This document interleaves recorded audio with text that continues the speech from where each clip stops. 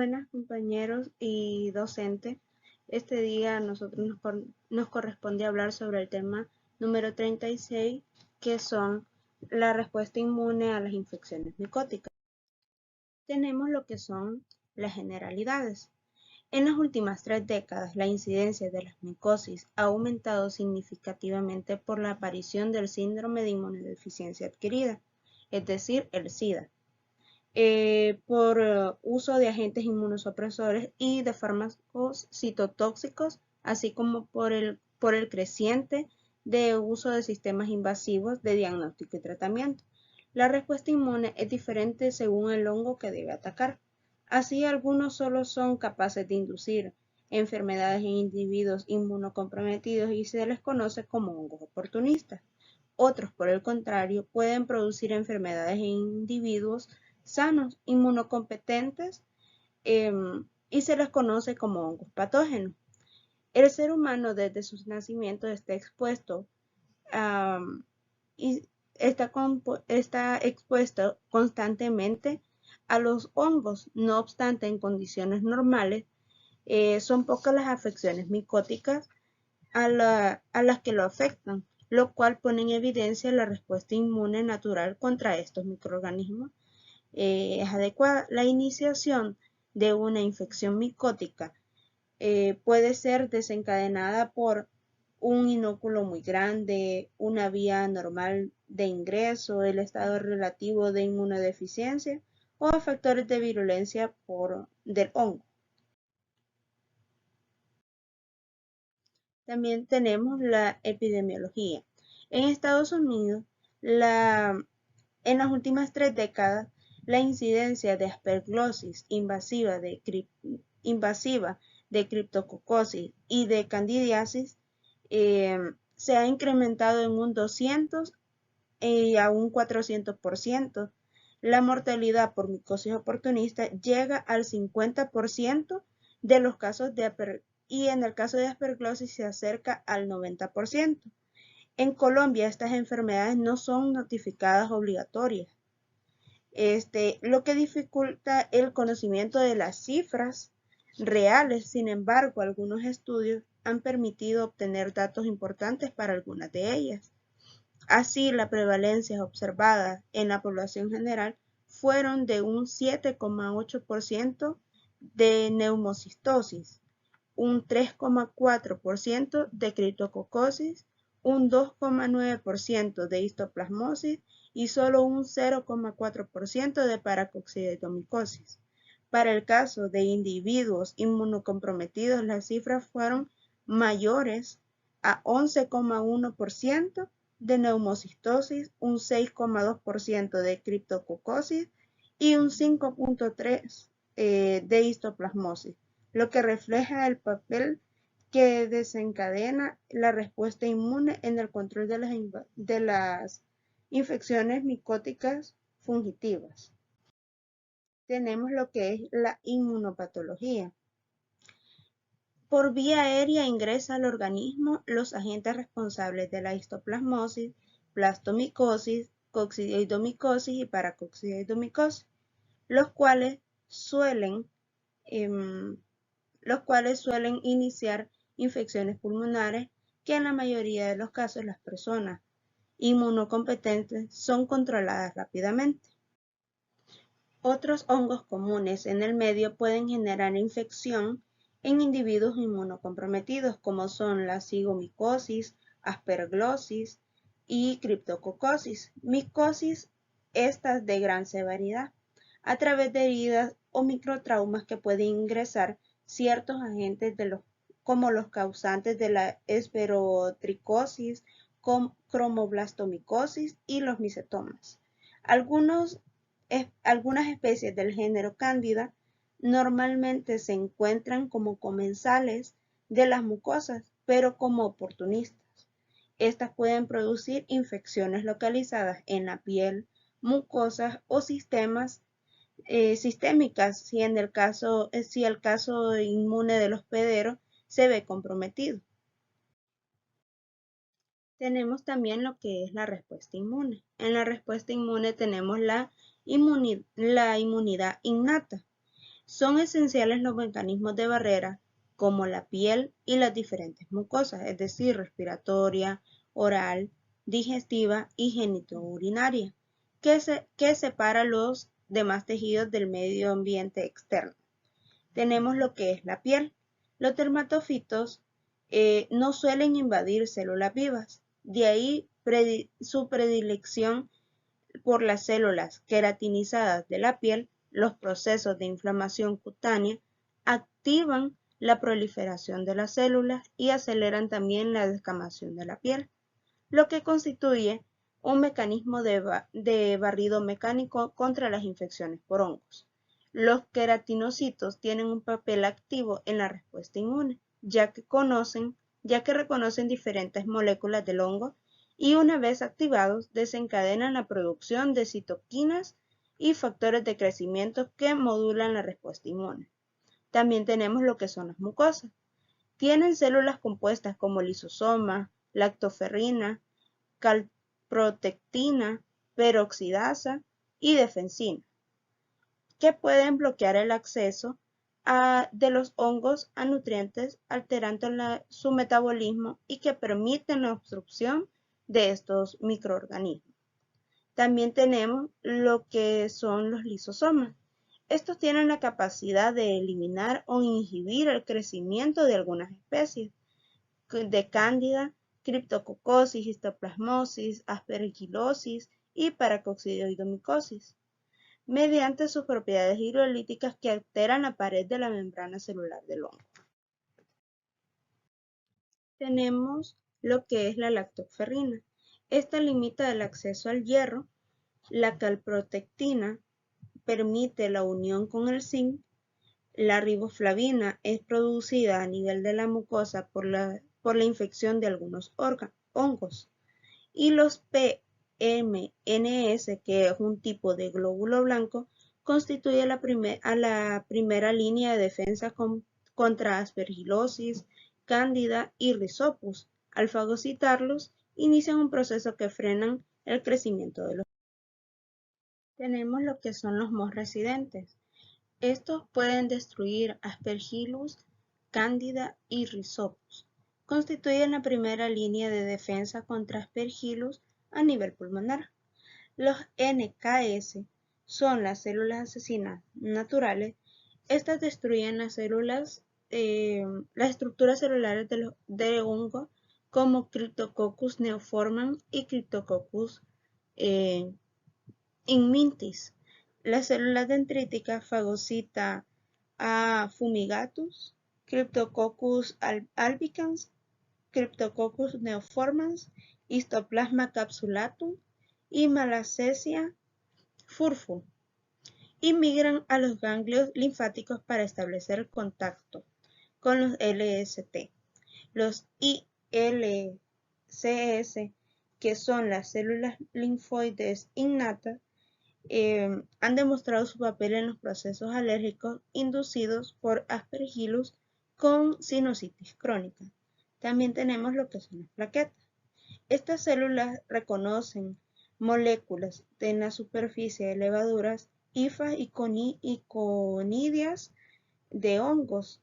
También tienen efectos fungitáticos y fungicidas directos a través de la liberación de péptidos plaquetarios microbicidas y otras moléculas como la serotonina. Estos son capaces de activar el sistema complemento y favorecer la optimización de los órganos, facilitando su fagocitosis. También son importantes otros sistemas solubles como el sistema del complemento. En términos generales, la deficiencia del complemento no se acompañan de infecciones por hongos. No obstante, este participa en la defensa contra algunos hongos que lo activan por vía alterna y facilitan su opsonización y la producción de factores quimioactivos. En la criptococosis sistémica se encuentran a niveles bajos de complemento. Tenemos también lo que es el reconocimiento. Los hongos son reconocidos inicialmente por el sistema inmune a través de la interacción. También tenemos lo que es la inflamación. En este mecanismo, lo esencial es el papel de los receptores de la lectina tipo C, de reconocimiento de patrones, permitiendo a través de la activación de enzimas del citoplasma de inflammasona, conduciendo a la producción de citoquinas proinflamatorias como el IL-1 beta para iniciar las respuestas antifúngicas. Es importante tener presente la naturaleza dicótona del proceso inflamatorio de las micosis. Así, la inflamación temprana o inicial es benéfica para el hospedero y colabora en el control de la infección, pero cuando se queda fuera del control, este puede asociarse finalmente con una falla de la erradicación de la infección y con progreso de la enfermedad, donde pueden ocurrir estados de respuesta exagerada que causan el deterioro considerable de tejido del hospedero con producción de lesiones necróticas. En otros individuos, la falta de ese control puede inducir a un proceso tipo metaloproteinasas y oxidantes que generan alteración del tejido con formación de granulomas y en algunos casos también de fibrosis. Y en gran medida de este proceso es el responsable de la patogénesis de algunas de las micosis. Tenemos también lo que es la inmunidad adquirida. Es muy controversial la contribución relativa de las respuestas inmunes celular y humoral en el control de las infecciones por hongo. Por mucho tiempo y de manera clásica se ha sostenido la respuesta inmune celular y ha demostrado ser protectora y ha sido difícil demostrar el beneficio de la respuesta humoral. Tenemos también la inmunidad humoral. En la última década han habido reportes de cierto tipo de AC con función protectora que tienen la capacidad de inhibir la adherencia de algunos hongos que neutralizan toxinas y sirven de opsonizas que favorecen la fagocitosis y participan como mediadores en el proceso de la citotoxicidad. Estos procesos demuestran su participación indirecta en el control de las micosis. Tenemos lo que es la inmunidad celular. Está claro el papel fundamental que juegan los linfocitos T, CD4 en el control de las micosis, hecho que se demuestra de manera fehaciente en los pacientes con SIDA, quienes son muy susceptibles a desarrollar micosis, es decir, neumocistosis, candidiasis, histoplasmosis y también criptococosis. La subpoblación de linfocitos Th1 es la principal responsable de este control, que se lleva a cabo mediante la producción de citoquinas esenciales, que activan otras células responsables de eliminar el germen invasor,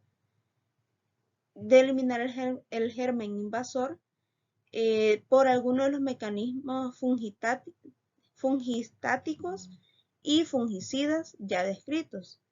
Participan también el tipo de respuesta inmune de los linfocitos T, CD8 y las nuevas subpoblaciones de linfocitos, principalmente la Th17, que está directamente relacionada con el proceso inflamatorio. Continuando con las enfermedades, tenemos lo que es la dermatofitosis. La respuesta inmune dada frente a una dermatofitosis es relativamente poco conocida en comparación con otras micosis.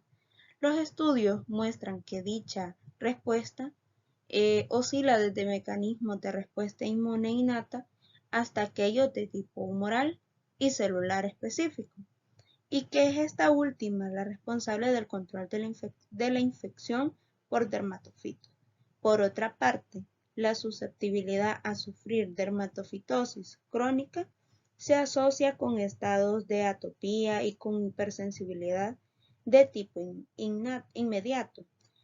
Tenemos la respuesta inmune que se inicia con las alteraciones de estos hongos con el estrato córneo donde las células de Langerhans captan los ácidos grasos saturados de los dermatofitos y presentan a los linfocitos en los ganglios linfáticos regionales. Dependiendo del dermatofito, se desencadenan diferentes respuestas inflamatorias.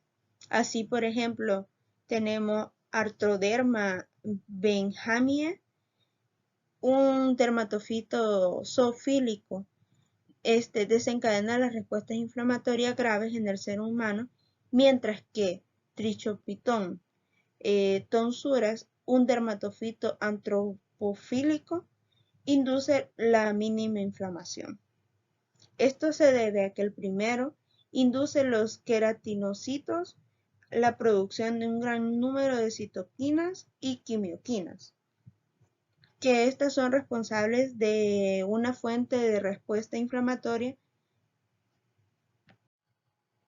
Tenemos lo que es el mecanismo de respuesta inmune celular más característico frente a los dermatofitos, es de tipo hipersensibilidad retardada, en la cual la célula efectora es el macrófago activado.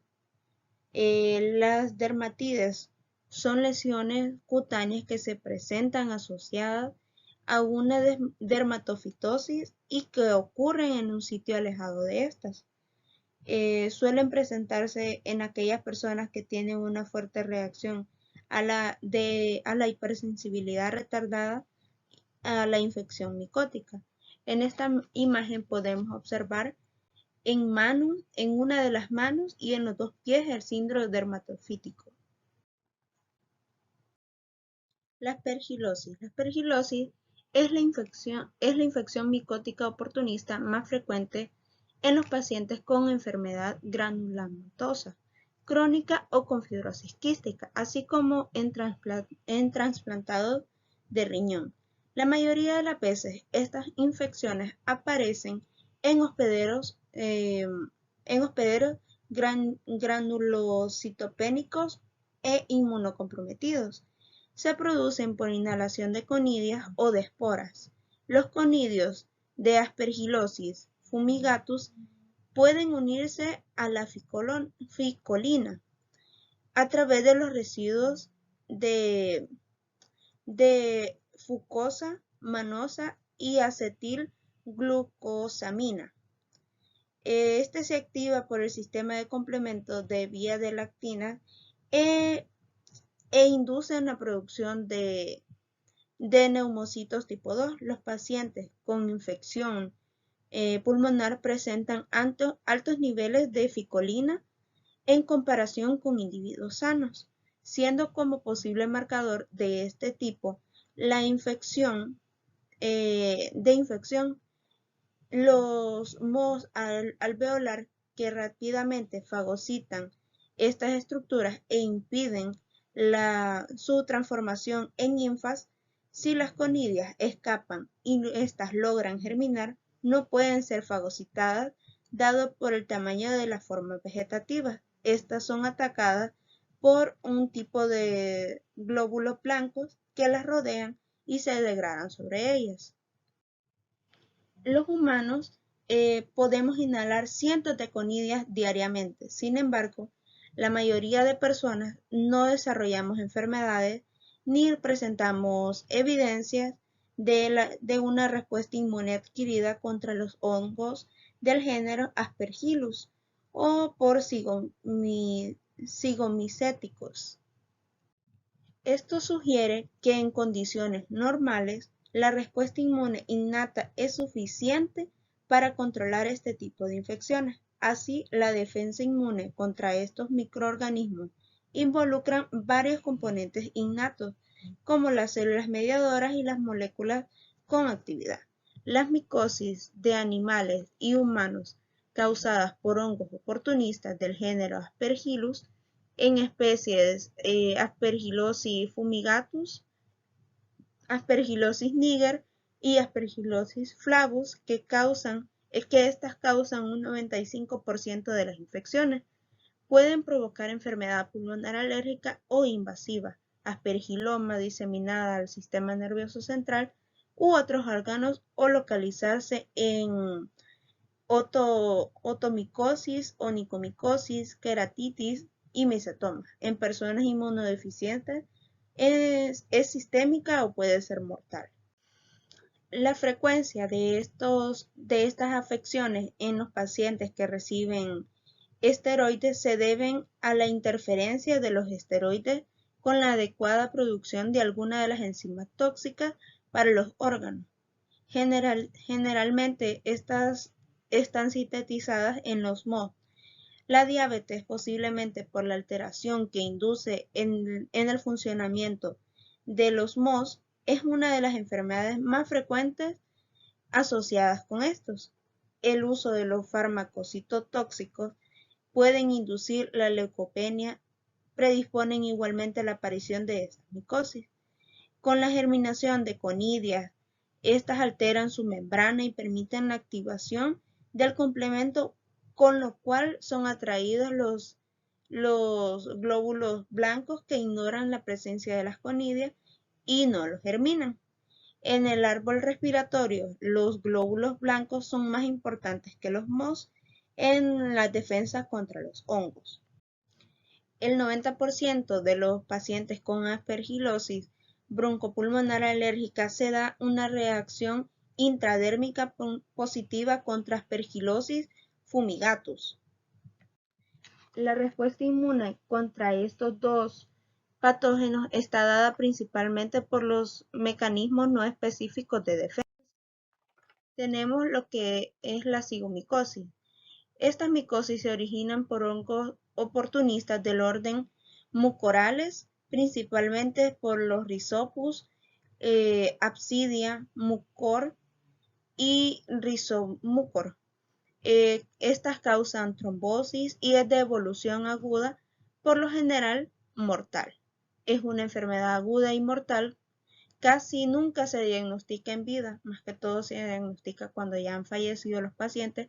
El síntoma más común es la fiebre, un 51%, aún durante antibioticoterapia.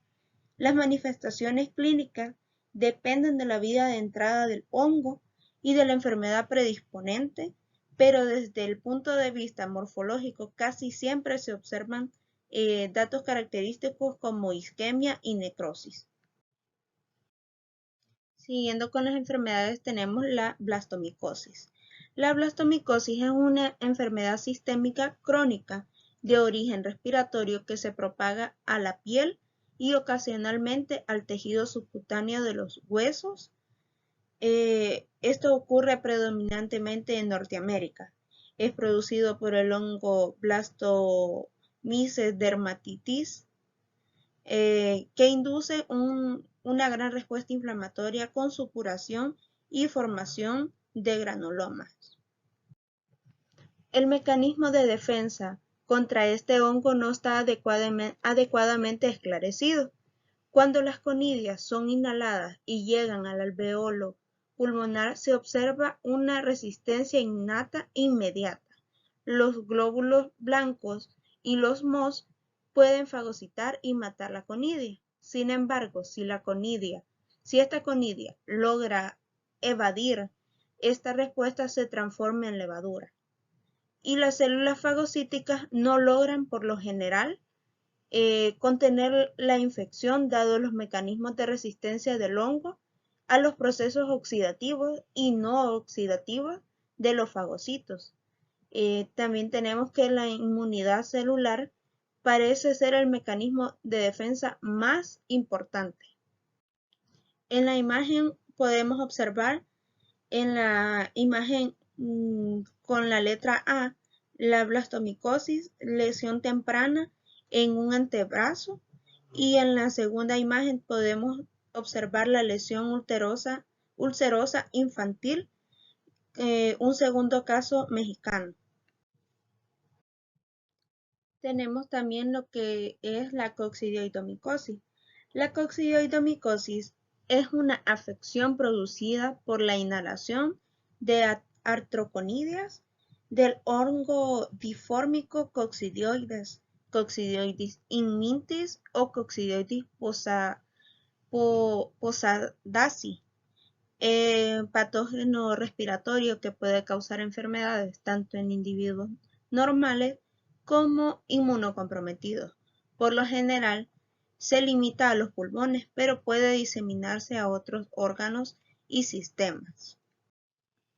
Los mecanismos naturales de defensa contra coccidioides suelen ser eficientes, como lo demuestra el hecho que de más del 90% de personas que viven en zonas endémicas tienen intradermoreacciones positivas, testigos de una infección subclínica, mientras que la incidencia de la enfermedad de las mismas regiones es muy baja. Por tanto, la respuesta inmune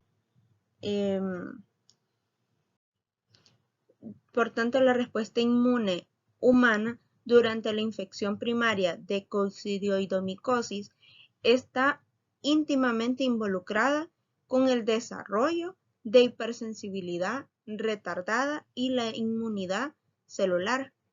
La participación de las células fagocíticas, tanto como los glóbulos blancos como los MO, es muy importante, así como del complemento de los glóbulos blancos poseen actividad fungicida contra artroconidias de coccidioidomicosis immitis, la cual se pierde cuando ésta se convierte en férula y se recupera frente a las endoesporas liberadas por la ruptura de ellas.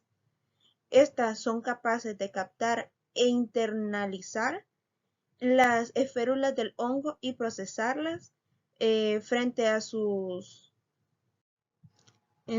antígeno. Estas producen citoquinas y que participan en la generación de los LTH1 y dan inicio a la respuesta inmune celular. Si esta respuesta inmune tipo celular es fuerte, la infección genera formas localizadas.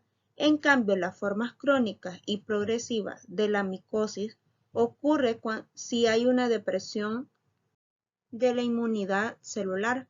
La colectina, que es la lectina que se une a la manosa, que hace parte importante de la respuesta inmune innata, esta se encuentra disminuida de manera significativa a nivel sérico en pacientes en formas activas de coccidioidomicosis. Durante la respuesta humana pulmonar granulomatosa observada en estas micosis se encuentran grupos perigranulomatosas de linfocitos en el que predominan los linfocitos B y los linfocitos T.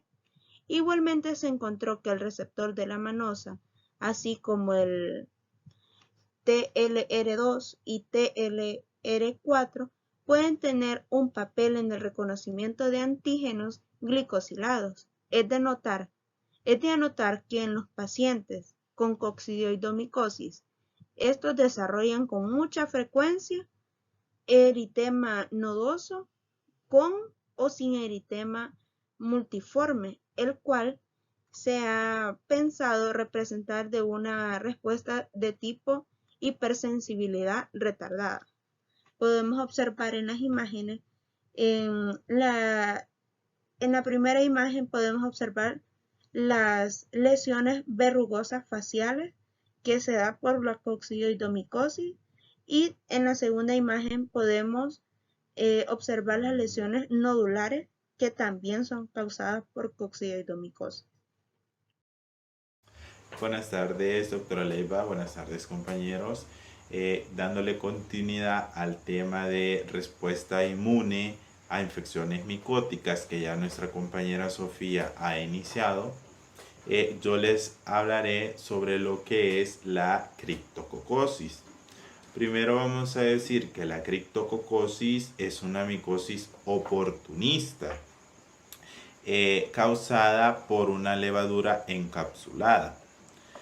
La vía por la que esta levadura ingresa a nuestro sistema es por la vía aérea, por la vía respiratoria, y es en un 90% pulmonar, pero también puede afectar cualquier otra víscera, entre ellas músculo, hueso, piel, mucosa. Pero la criptococosis tiene bastante afinidad por lo que es el sistema nervioso central.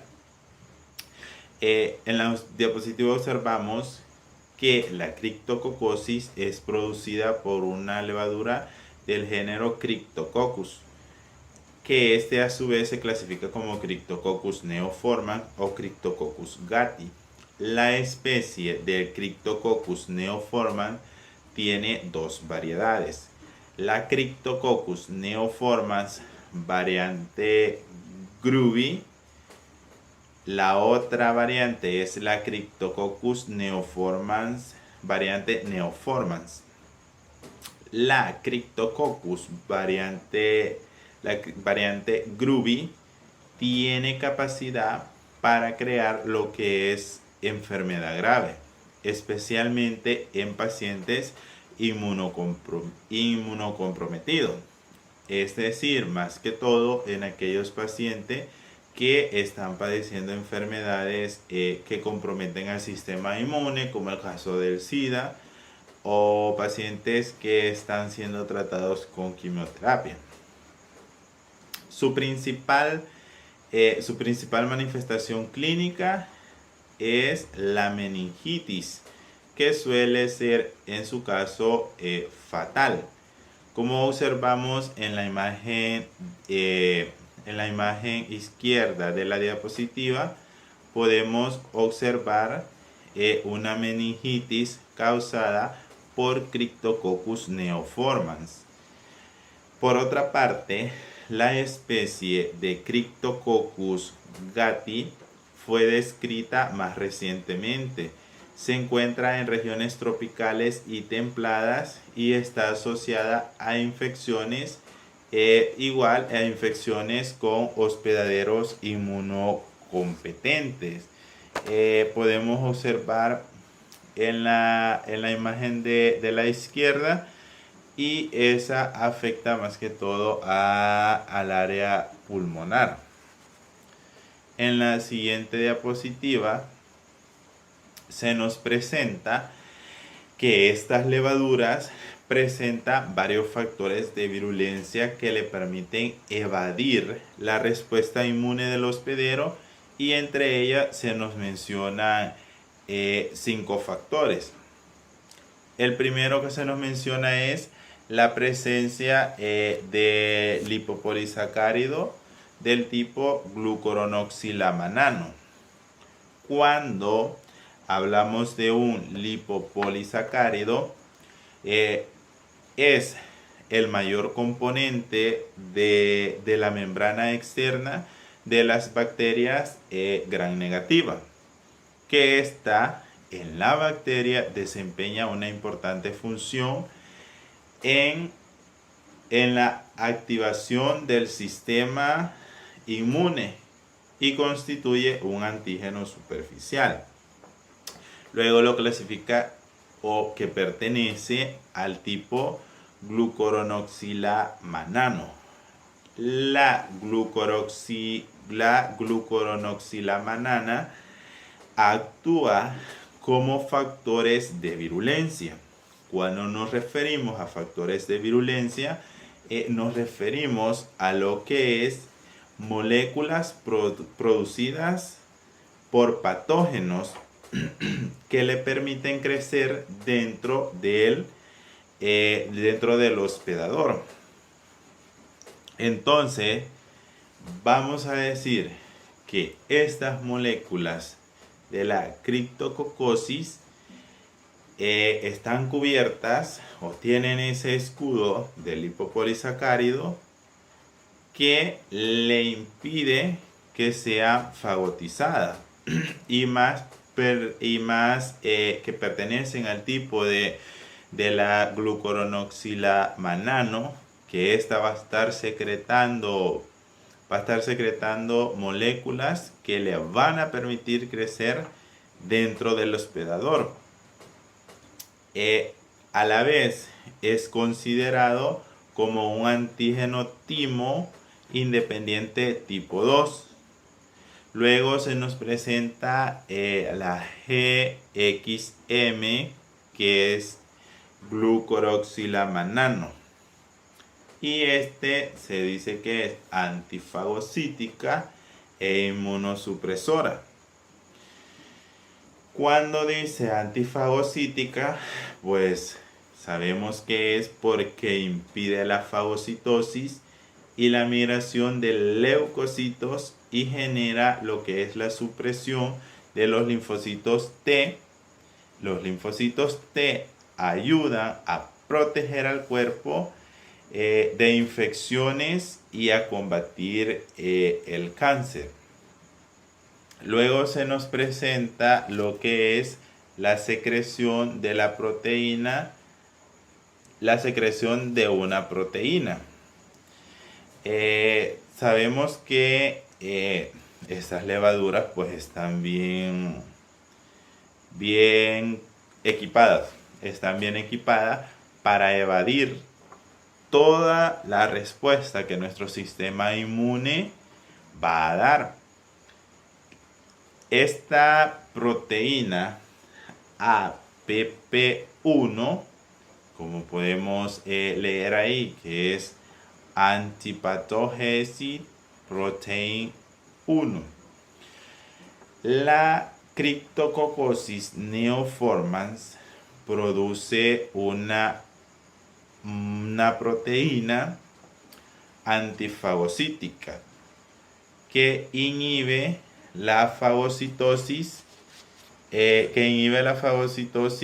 del sistema nervioso central por los macrófagos alveolares. Es decir, esta proteína que la secretan estas levaduras va a impedir que al momento que por la vía aérea llega a los pulmones sea fagotizada por los macrófagos alveolares.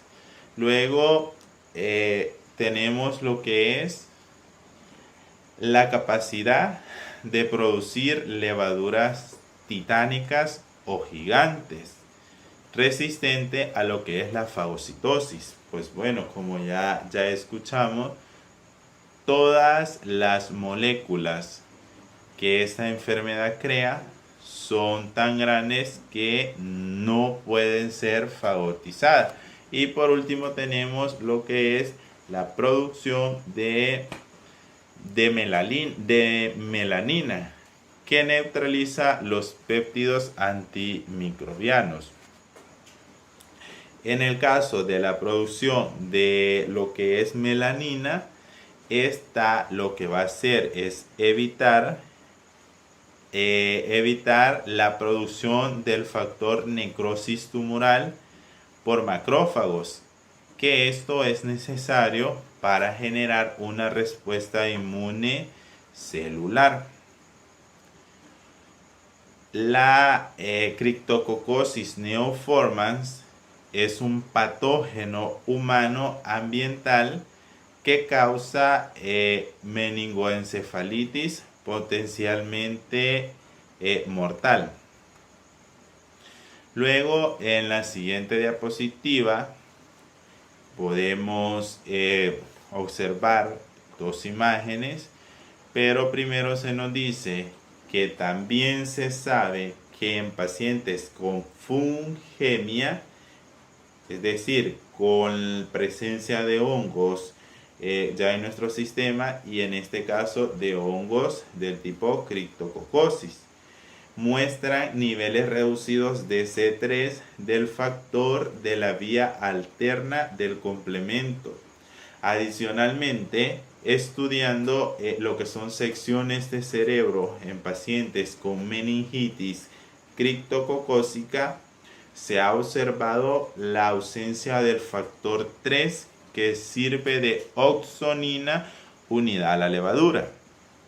Primero que nada, el factor 3 es un elemento importante del sistema inmune que ayuda a eliminar virus y bacterias que causan la enfermedad.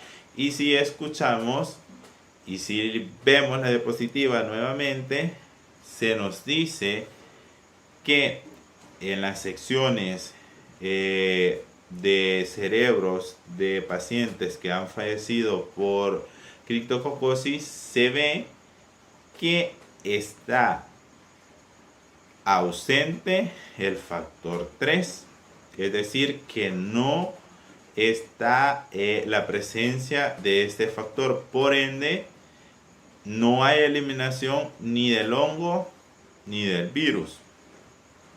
Ahora bien, se nos menciona que este factor sirve de oxonina unida a la levadura.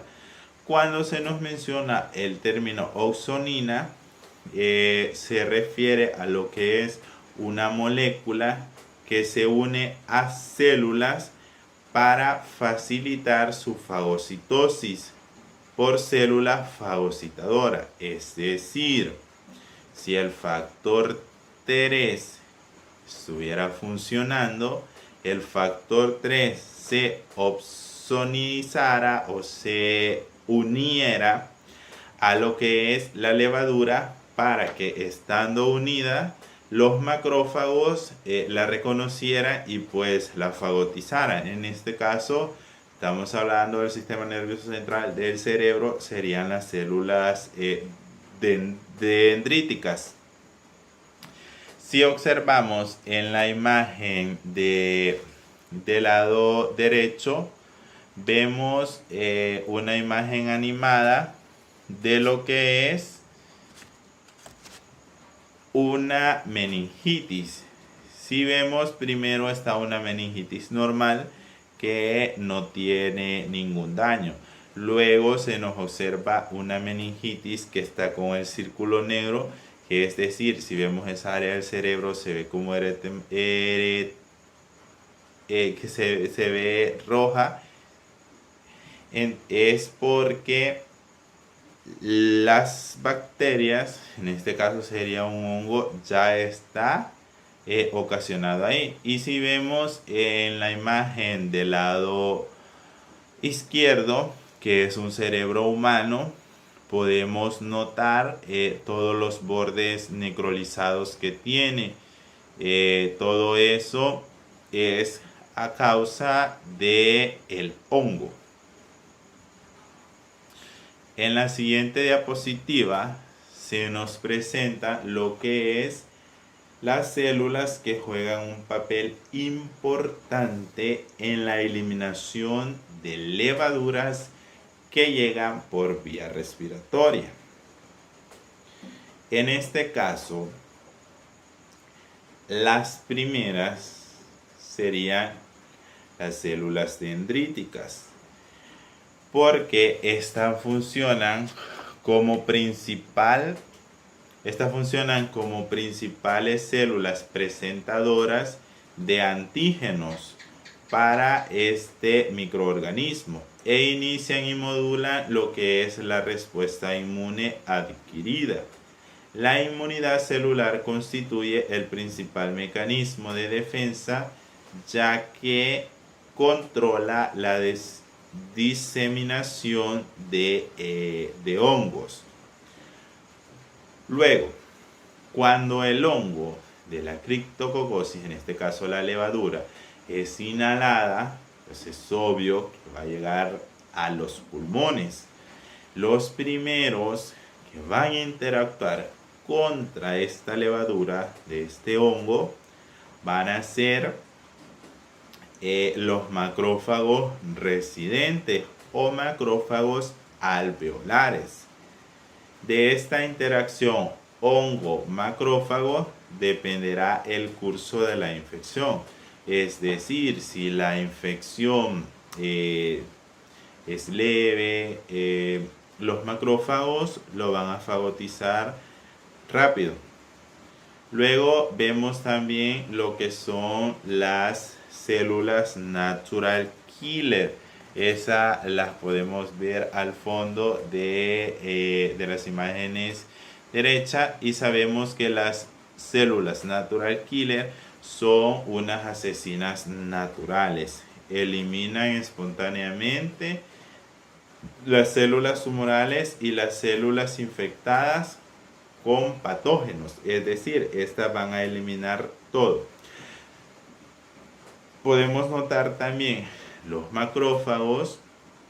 En la primera imagen del lado derecho podemos notar lo que son los neutrófilos polimorfonucleares, que también juegan papel importante para la eliminación de esta levadura. En la siguiente diapositiva, aquí, como ya les mencioné anteriormente, se da lo que es cuando el hongo es inhalado. Las primeras células que van a interactuar con esta van a ser los macrófagos alveolares. Van a ser los macrófagos alveolares, porque son los que residen meramente en el pulmón. Luego, si bien este hongo por lo general es resistente al proceso de fagocitosis, cuando es fagotizado es capaz de sobrevivir y proliferarse en el interior del fagolisosoma. El fagolisosoma es el organulo resultante de la fusión de un lisosoma que contiene sistemas digestivos y de una vacuola que contiene elementos fagotizados por las células, causando una lisis del macrófago para infectar nuevas células. Es decir, en la vacuola es parte del sistema de los fagocitos.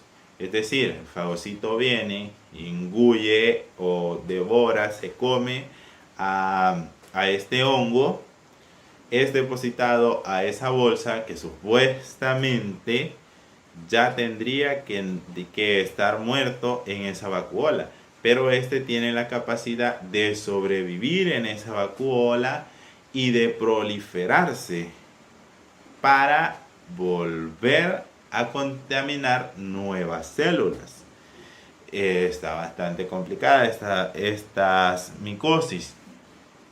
O también van a tener una vía de salida no lícita de la célula a través de un proceso denominado bomocitosis.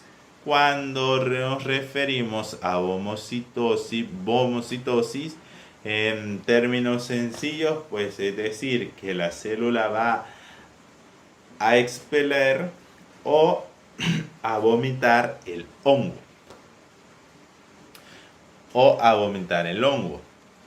En cuanto a la patogénesis de la criptococosis, es fundamental conocer el mecanismo por el cual este hongo invade al sistema nervioso, produciendo primeramente lo que es meningoencefalitis, como comúnmente se presenta esta micosis.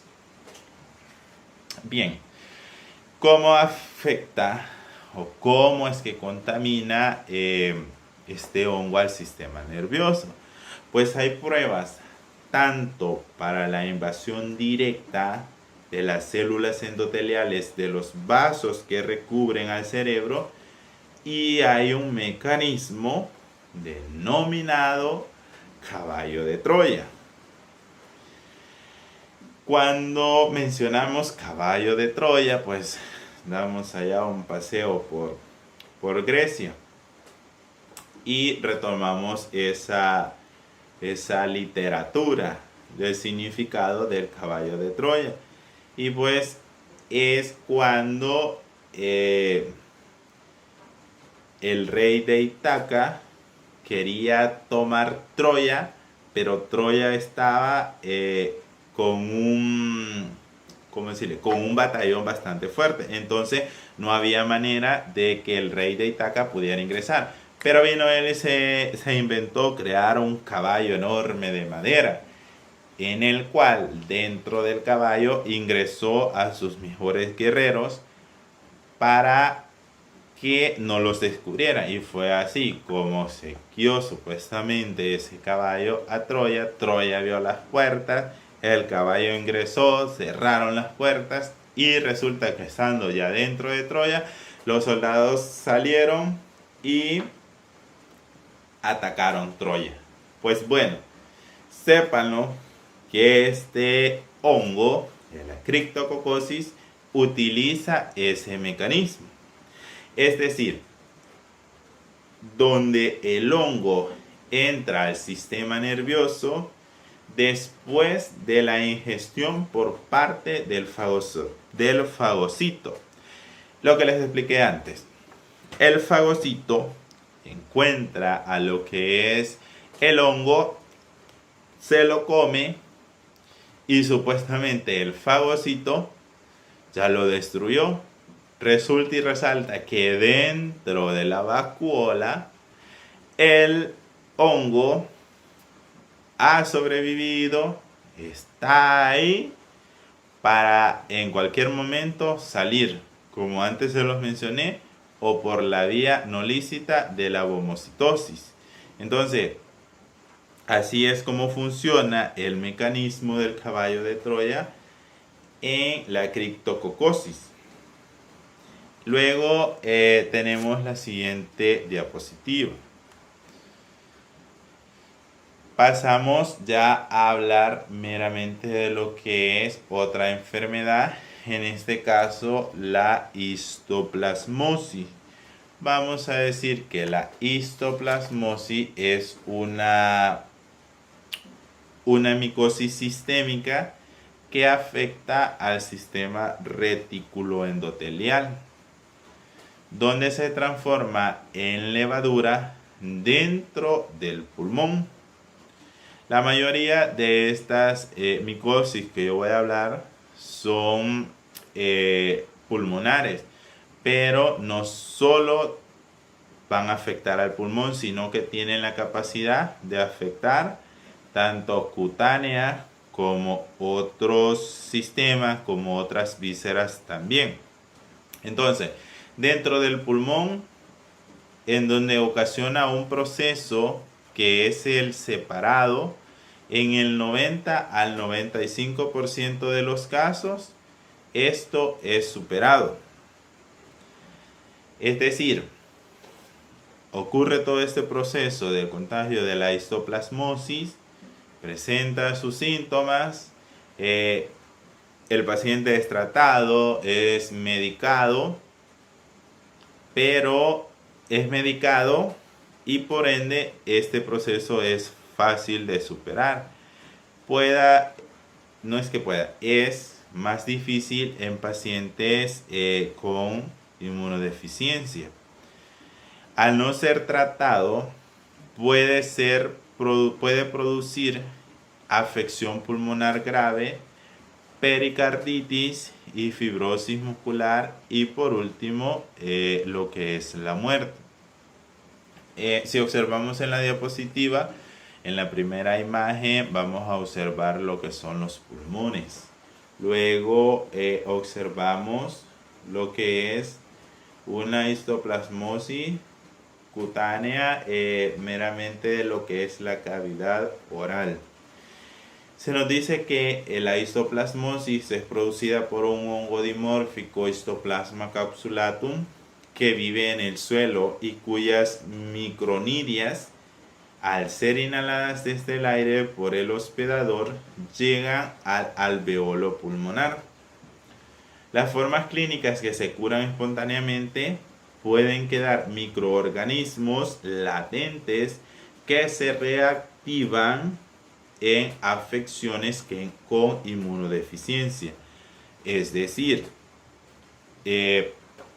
anteriormente el paciente fue tratado, fue medicado, se curó, pero aún queda microorganismo latente en ese sistema que al tener una inmunodeficiencia vuelven a salir. La siguiente diapositiva vemos lo que es la fisiopatología de la histoplasmosis. En la fisiopatología de la histoplasmosis observamos una imagen. Las micronidias llegan por vía aérea o por vía respiratoria, se transforman en levaduras ya dentro del pulmón, se transforman en levaduras que son fagotizadas por los macrófagos alveolares. Estas continúan viables dentro del fagosoma gracias a que presentan tres. Evitan la función de los lisosomas a ellos, impiden la acidificación, es decir, estos van a impedir que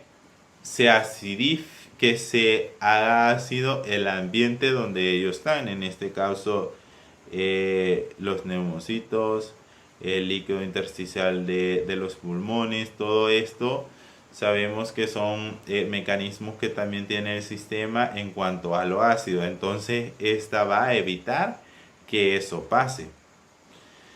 Luego, gracias a la proteína producida por el gen, logran fijar calcio necesario para su crecimiento. Imagínense que hasta calcio necesita este hongo para crecer sano. Luego vamos a observar lo que es la respuesta de los linfocitos T del hospedero para evitar lo que es la multiplicación del hongo. Y vamos a empezar diciendo que lo primero es el secuestro del hierro, que es indispensable para el crecimiento del histoplasmosis capsulatum. Luego la producción de radicales derivados del oxígeno y del nitrógeno, fusión de los lisosomas con la liberación de enzimas. Luego se nos menciona que la carencia o disminución de algunos metales esenciales para la histoplasmosis capsulatum, como lo es el hierro, el zinc, ayuda a controlar la afección o la infección. La carencia, o sea que en un paciente que está contaminado, hay que administrarle esto para que la infección vaya disminuyendo. En la siguiente diapositiva encontramos otra micosis denominada paracoccidioidomicosis. La paracoccidioidomicosis es una enfermedad circunscrita propiamente de Latinoamérica y es de las micosis cutáneas más frecuentes. Es producida por un hongo dimórfico térmico del género Paracoccidioides brasiliensis con 2 especies descritas hasta la fecha. Atención a esto. Hasta la fecha solo se han descrito 2 especies de Paracoccidioidomicosis y es la Paracoccidioides brasiliensis y la Paracoccidioides lupsi. Hay una peculiaridad en esta enfermedad y es que especialmente los hombres desarrollan las formas clínicas manifiestas. Existe marcada diferencia en relación entre hombres y mujeres enfermos con paracoccidioidomicosis. ¿Por qué será esto? Pues una posible explicación a esto o al respecto es la presencia en el hongo de un receptor de la hormona femenina 17B estradiol, la cual al unirse al receptor impide la transformación de la conidia en levadura, paso necesario para la patogénesis del microorganismo. Es decir, por esta hormona es que las mujeres carecen o casi no padecen de esta enfermedad. Si observamos ahí en la imagen podemos observar 4 fotos de pacientes que padecen esta enfermedad y los 4 pues son hombres. Clínicamente observamos aquí en la diapositiva, ahí les represento gráficamente lo que son los tipos de enfermedades. Son 4 las formas que se dan de la paracoccidioidomicosis. La primera es asintomática o subclínica. Podemos observar ahí en la imagen que está solamente se le notan como pequeña laceración en el mentón. No pareciera que fuera eso. A la otra imagen solamente se ve una inflamación y como rojo, entonces por eso es asintomática. La siguiente es aguda o subaguda. Esta se clasifica o se puede observar porque más que todo va a afectar a lo que son niños y jóvenes. Si podemos observar ahí en la imagen, es un niño el que la está padeciendo. Luego la crónica o del adulto, pues es obvio que solo la van a padecer personas adultas. Si podemos notarla ahí que es mucosa porque tiene mucocutánea porque está en la cavidad oral. Y por último la residual, que presenta fibrosis, es decir, abundante secreción de moco como secuela más severa. Y en la última imagen observamos lo que es un colon o una paracoccidioidomicosis colónica. Pasamos a la siguiente diapositiva y vamos a observar lo que es la patogénesis.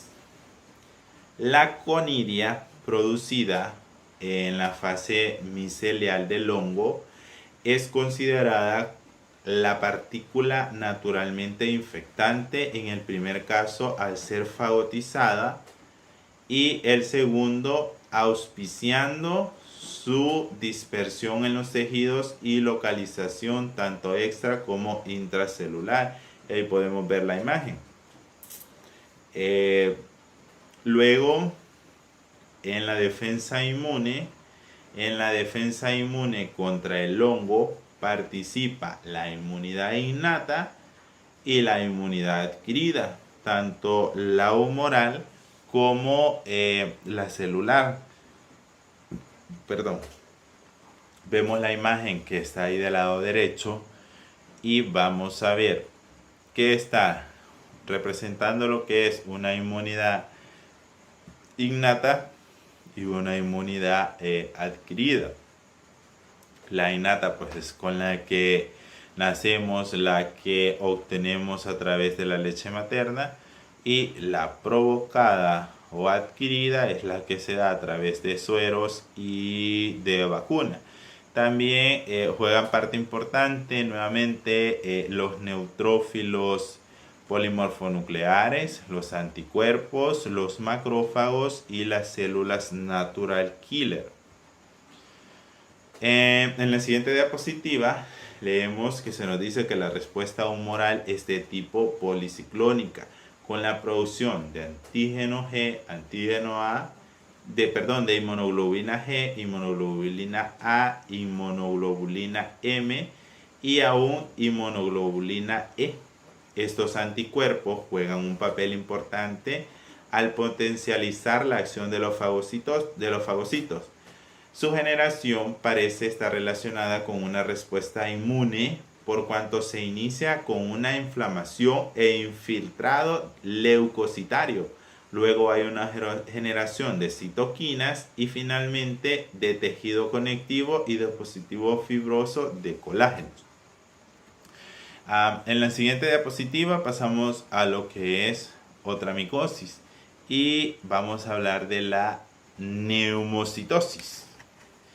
La neumocitosis es una infección pulmonar producida por lo que es el hongo Pneumocystis jirovecii, que hasta 1988 fue considerado como un protozoo y que ha adquirido creciente importancia debido al SIDA. Como su nombre lo dice, neumo, nos referimos a que es meramente pulmonar. Toda persona que tiene sistema inmunocomprometido, especialmente todas las personas con síndrome de inmunodeficiencia adquirida, como lo es el SIDA, tiene o tienden a padecer bastante de lo que es la neumonía. En hospedadores inmunosuprimidos se produce neumonía. Se controla con la trimethoprim sulfametoxazol y en los casos con SIDA, cuando el recuento de linfocitos T esté por debajo de 200, es imperativo el tratamiento profiláctico contra él. Tanto los linfocitos CD4 como los linfocitos CD8 son esenciales para el control de la infección. El microorganismo estimula lo que son los macrófagos y las células natural killer para producir interferones y el factor de necrosis tumoral alfa. Estos dos son importantes para la producción de anticuerpos o para destruir el fagocitoma. Para destruir este hongo. En la siguiente diapositiva leemos que el mecanismo de evasión a la respuesta inmune. Cómo estos van a evadir la respuesta inmune de nuestro cuerpo, con el fin de aludir o contrarrestar el ataque de los fagocitos. Los hongos patógenos han adquirido un repertorio de estrategia para sobrevivir. Las siguientes son algunos. Pues bueno, estos hongos, al igual que las bacterias, están creando tantas formas para evadir la respuesta de nuestro sistema y seguir sobreviviendo. La primera es enmascarar moléculas tipo PAN. Estas moléculas tipo PAN son moléculas esenciales para la supervivencia de esos organismos. Luego, modular algunas señales inflamatorias, es decir, en todo caso, estas van a evitar los procesos de inflamación, porque cuando hay un proceso de inflamación hay liberación de sustancias químicas que van a matarlas. Entonces por eso van a modular esta señal, van a despojarse de moléculas del reconocimiento tipo PAN, van a escapar de la fagocitosis. Es decir, si este viene por aquí, ellas se van a ir por allá, a modo de que el fagocito no las vaya a atrapar. Van a evadir el sistema de complemento. Luego, la última que se nos menciona es inhibir el sistema mucociliar del árbol respiratorio del hospedero. Es decir, sabemos que nosotros tenemos mucosa en diferentes partes de nuestro cuerpo que nos ayudan como barrera.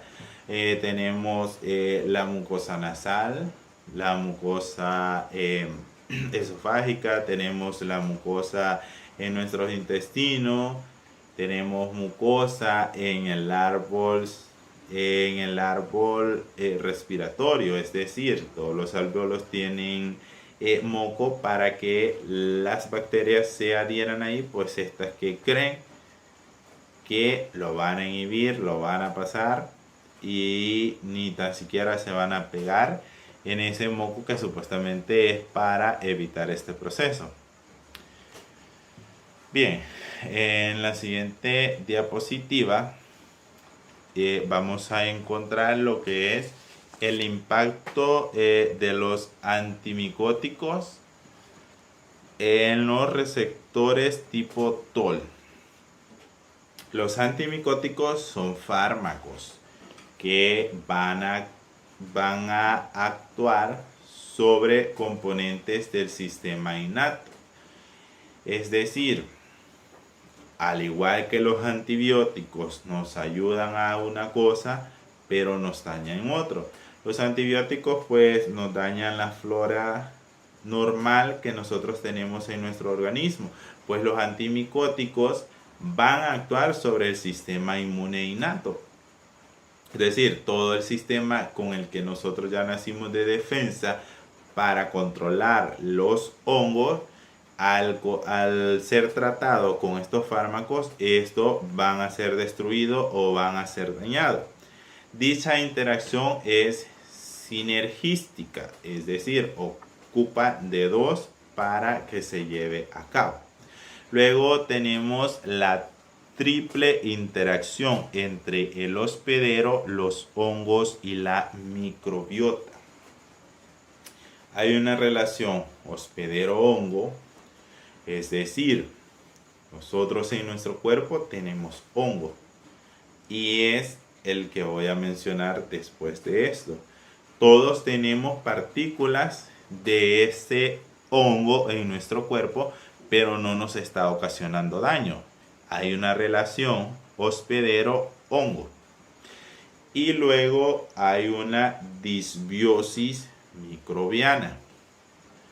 La doctora me dijo que resaltará bastante esto de la disbiosis. La mejor explicación está en la imagen. Si observamos la primera imagen, los colores de las bacterias están similares. Eso quiere decir que la microbiota está equilibrada. Si observamos la imagen que está del lado derecho, hay abundancia del color verde. Es decir, hay una disbiosis. La equidad que había ya se desniveló y ya está afectando. Entonces, a eso se refiere una disbiosis. Cuando el equilibrio que había entre el hongo y el hospedero se desnivela y el hongo empieza a afectar otras partes del cuerpo, a destruir incluso al mismo sistema inmune, a la misma flora que nosotros tenemos. A eso se le llama una disbiosis, cuando la relación que había entre los dos se separó y ya empieza a ocasionar daño. La siguiente diapositiva, la candidiasis, es la que les mencionaba hace ratito.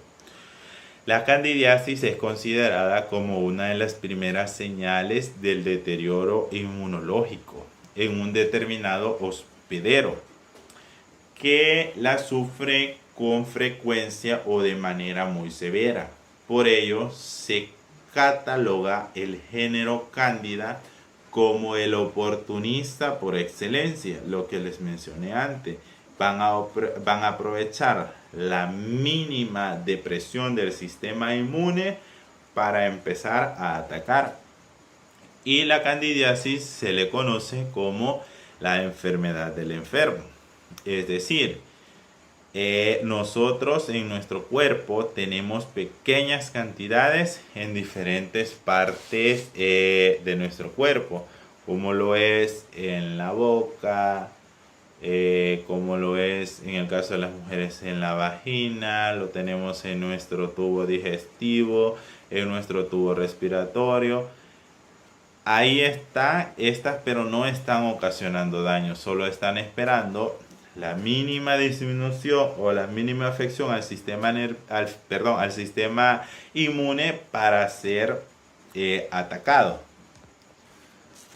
Se define como candidiasis a la infección en las cuales algunos hongos del género Cándida pierden su condición de comensal no patógeno y proliferan germinación de la blastoconidia y sus hifas invaden los tejidos del hospedero, por lo cual es considerada como una infección oportunista.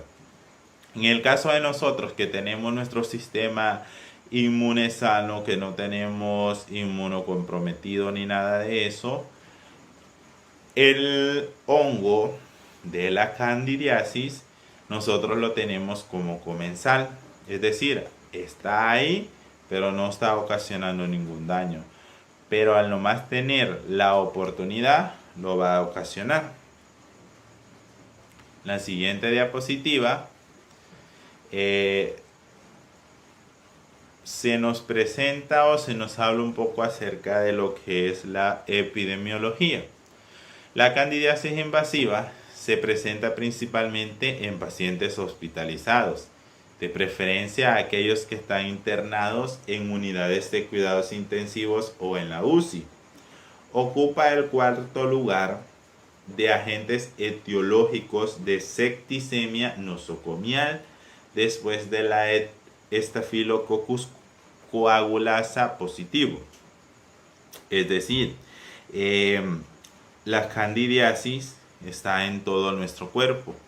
Se dice que se da más en pacientes que están en UCI porque sabemos que los pacientes que se encuentran en UCI tienen permanentemente invadido las venas por medio de los catéteres, tienen tubos para respirar o tienen ventilación mecánica, tienen introducida una sonda vesical para orinar y todas esas cuestiones, todo eso que se invade al cuerpo, se rompe lo que es la barrera innata que tenemos y esta aprovecha para ocasionar el daño o para proliferar.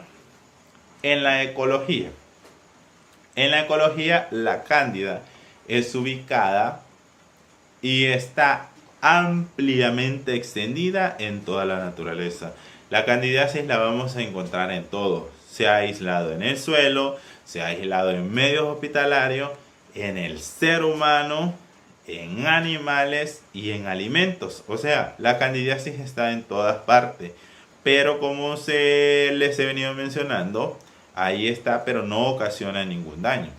La Candida albicans es un comensal que reside en la membrana de la mucosa de las cavidades oral y vaginal, así como en el tracto gastrointestinal respiratorio de los humanos. Es decir, esta variante de la Candida albicans es la que más está en estas partes que se les mencioné.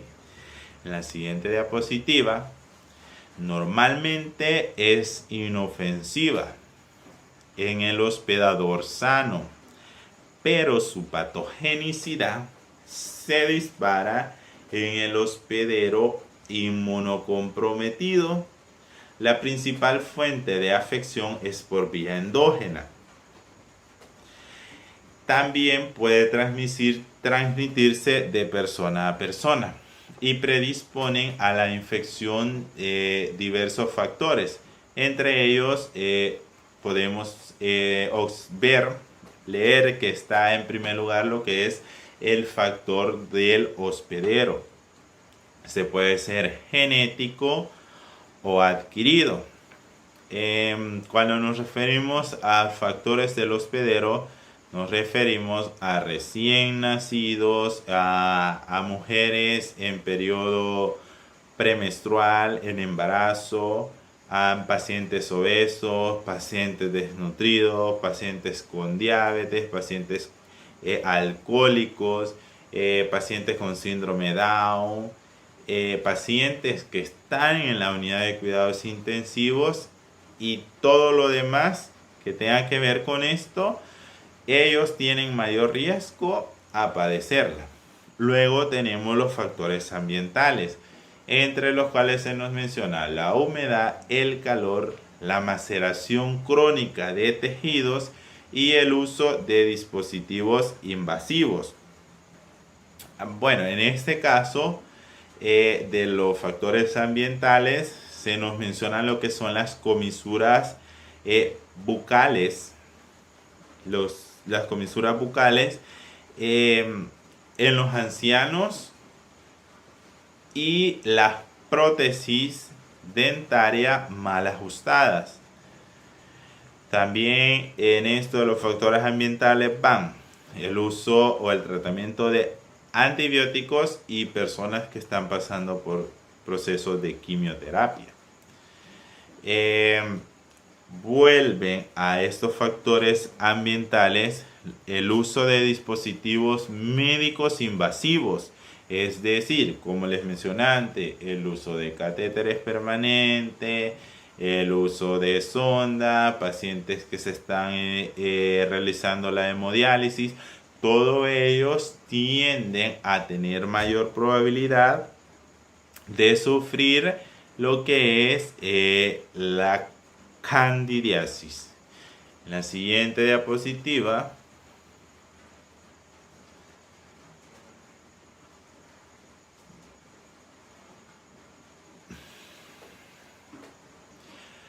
observamos lo que son las formas clínicas de la candidiasis. Y aquí me tomé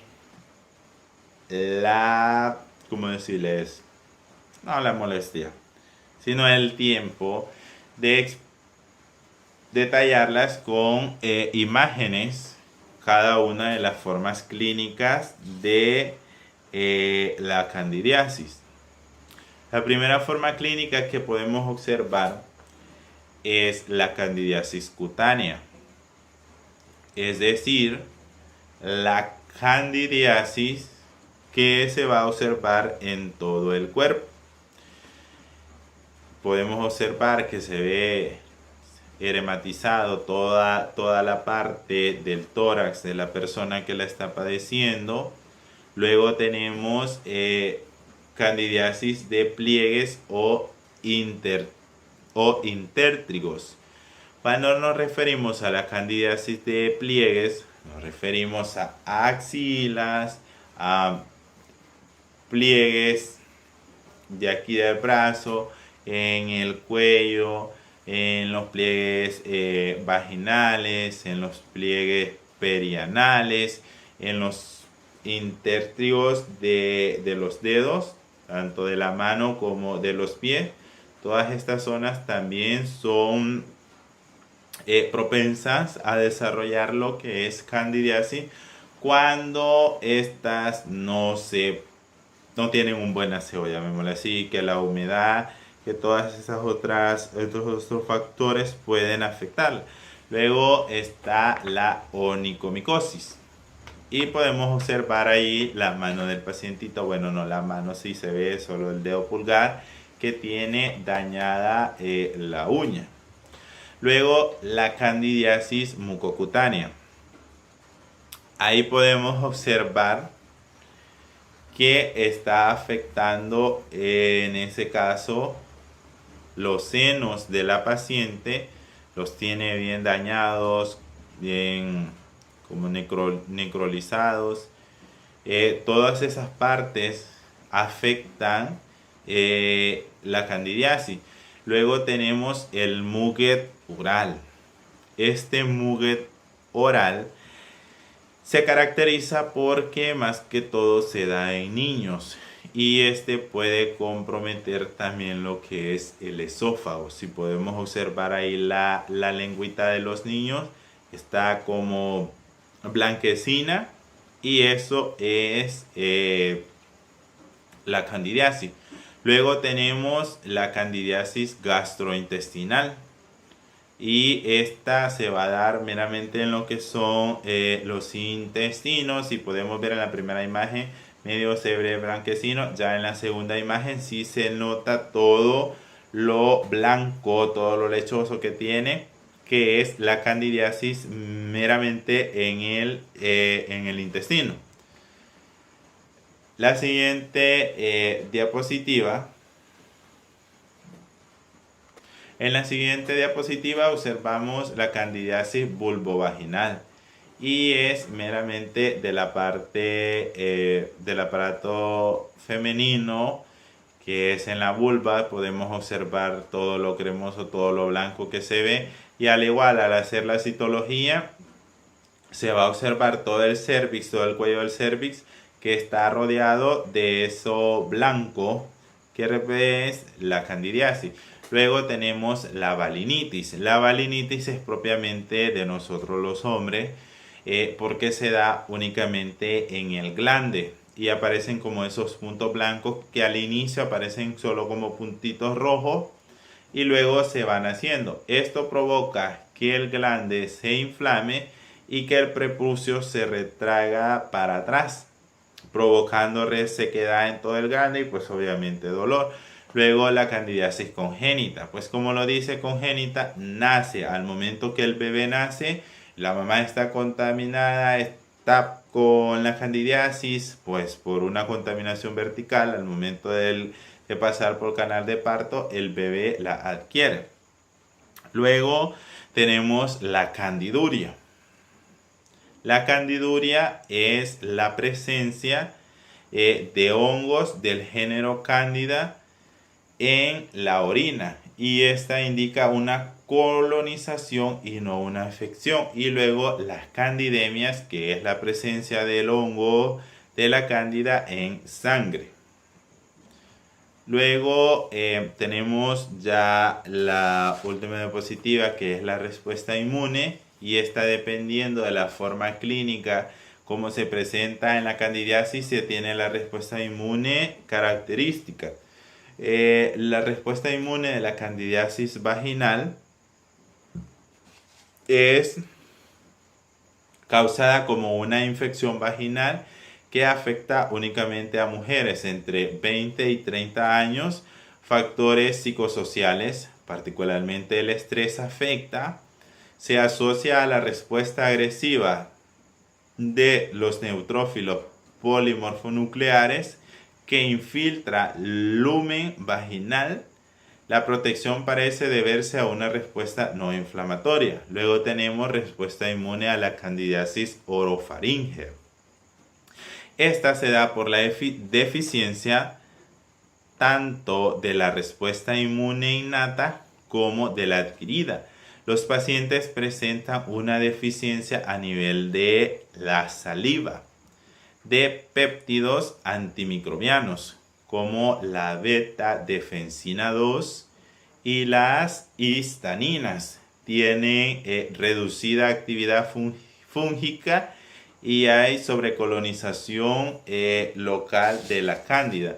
Luego tenemos lo que es la candidiasis mucocutánea. Se caracteriza por una infección recurrente de la membrana, piel, uñas y piel, uñas, por lo que es la candidiasis albicans, y debe al defecto de inmunidad celular.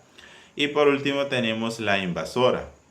Esta infección es la más amenazada de la vida de los pacientes en estado crítico. El estudio de la enfermedad se da asociado a un perfil de citoquinas donde las interleucinas 4 y interleucinas 10 predominan, favoreciéndole el cuadro de inmunosupresión del bloque fagocítico. Y así terminamos nuestra exposición. Gracias.